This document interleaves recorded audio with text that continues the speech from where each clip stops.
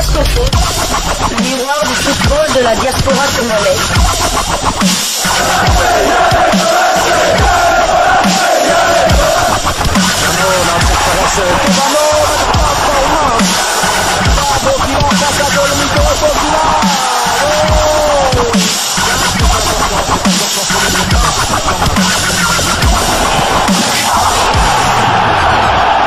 Diascofoot, le miroir du football de la diaspora congolaise.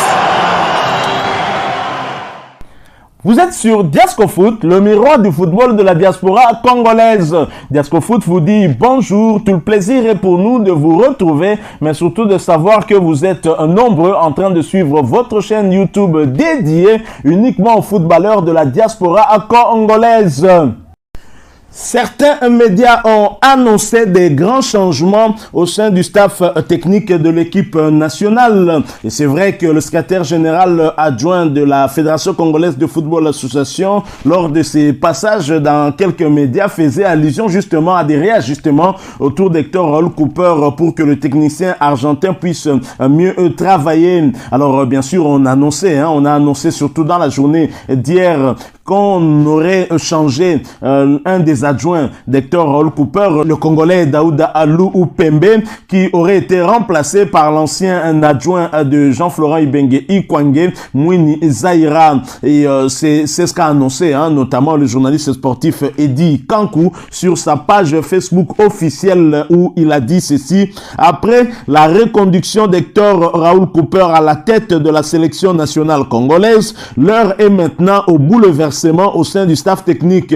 À en croire certaines indiscrétions, le coach Daouda Alou Pembe ne ferait plus partie du staff technique et serait remplacé par Mwini Zaïra comme entraîneur adjoint des Léopards A. Au poste des coordonnateurs de l'équipe nationale resté vacant depuis le départ de Théo Binamungu, José Ntumba, un Congolais résident en Suisse, manager de son état, manager des joueurs bien évidemment, il est aussi agent FIFA, serait sur le point d'être nommé. La mission principale de ces nouvelles figures autour de ces changements sera d'aider le coach Hector Cooper dans la prochaine campagne des éliminatoires de la Coupe d'Afrique des Nations Côte d'Ivoire 2023 qui vont débuter. Ce sera déjà à partir de fin mai, entre le 30 mai et le 14 juin prochain pour la première et la deuxième journée. Alors cette information, bien entendu, n'a pas été confirmée officiellement. Ce sont des rumeurs, je l'ai dit, mais le journaliste sportif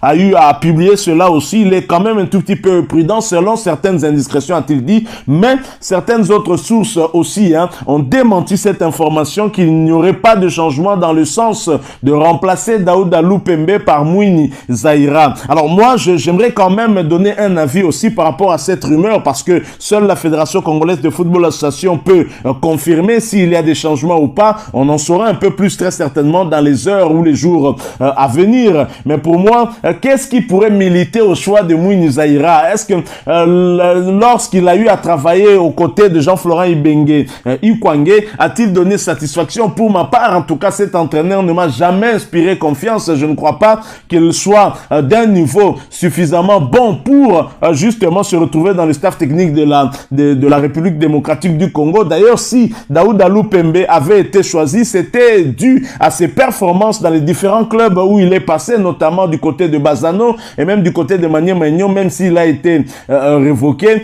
Mais Daouda Alou Pembe a eu quand même à réaliser un travail tout à fait appréciable. Je pense que c'est grâce à cela qu'on a eu finalement à le choisir comme l'un des adjoints de Hector Raoul Cooper. Mais maintenant, c'est vrai que moi, je ne suis pas satisfait du travail de Daouda Alou Pembe aux côtés d'Hector Raoul Cooper. J'ai comme l'impression que les adjoints qu'Hector Raoul Cooper a amenés ont plus de mots à dire que Daouda Alou Pembe, et ces derniers sont plus écoutés par Hector Raoul Cooper. Est-ce le problème de la barrière de la langue? Parce que ça aussi, c'était un problème. Si Daouda Alou Pembe doit communiquer avec Hector Raoul Cooper, il doit nécessairement passer par le traducteur malien dont la traduction aussi pose problème avec son accent qui n'est pas très bien assimilé par nos joueurs aussi, il faut le dire. Donc on a eu même à réclamer un moment qu'on puisse changer ne serait-ce que d'interprète. On ne peut pas avoir que cet interprète-là. Pourquoi ne pas avoir un interprète qui aurait un accent qui serait beaucoup plus compréhensible par rapport à nos joueurs, surtout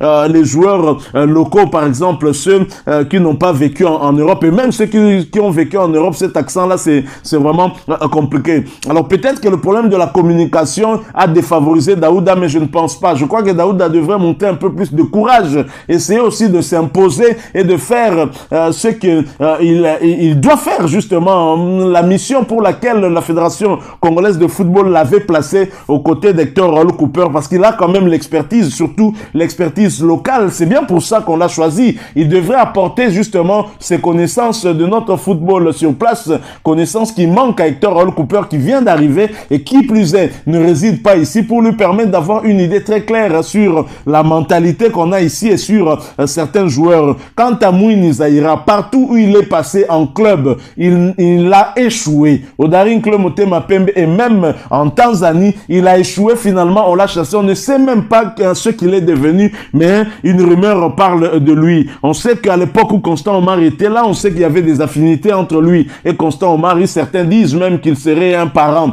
à Constant Omar, puisqu'ils sont tous du Maniema. Je ne vais pas entrer dans ces considérations-là, mais je crois que sur le plan compétence, personnellement en tout cas, la compétence, on peut, je préfère Miayo qui a montré de bonnes choses avec le tout-puissant Mazembe, qu'un Zaïra Mouini. Je préfère d'autres entraîneurs. Raoul Shungu a très clairement le niveau, plus que Zaïra Mouini, c'est mon point de vue, en tout cas c'est mon avis. Je crois que parler de Zaïra Mouini, c'est peut-être un lobby que lui-même a eu à contacter pour qu'on puisse justement propager ce genre de rumeurs afin qu'il puisse revenir. On ne sait même pas ce qu'il est devenu, parce qu'un entraîneur, quand tu n'es pas en équipe nationale, il faudrait au moins être dans un club pour continuer à travailler. Lui, on ne sait même pas ce qu'il est devenu. On veut qu'il revienne. C'est qu'on n'a pas tiré les leçons de ce qui avait fait qu'il quitte finalement la sélection nationale.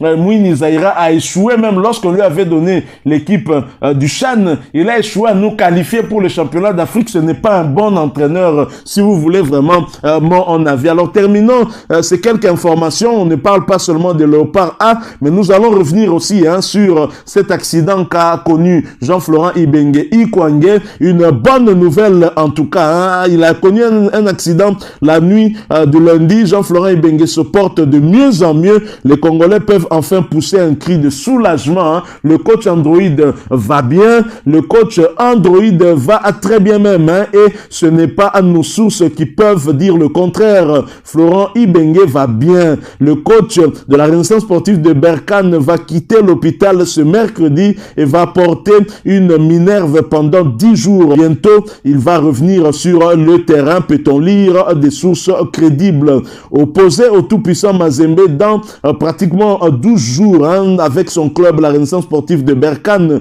dans le cadre des demi-finales allées de la Coupe de la Confédération africaine, Jean-Florent Ibenge se doit de reprendre très vite pour retrouver toutes ses facultés. Une chose est sûre, les signaux sont plutôt positifs et vous pouvez le voir en image sur cette photo. Jean-Florent Ibenge en mode Fatih Béton. Il a porté cette minerve justement pour lui faciliter ce retour très vite, que les nombreux supporters de Berkane et même ses joueurs attendent pour qu'il soit sur le banc de la Renaissance sportive de Berkane. Bon, là ce n'est pas encore sûr, c'est vrai que les médecins peut-être pourront se prononcer, mais je crois que après cela, Jean-Florent Ibenge pourrait en tout cas être de la partie à Lubumbashi, des retrouvailles avec le tout-puissant Mazembe, un club qu'il connaît bien. Le match est prévu pour le 8 mai à Kamalondo dans le cadre des demi-finales allées de la Coupe de la Confédération africaine, un duel que je ne voudrais rater pour rien au monde. Voilà ce que nous avons prévu pour vous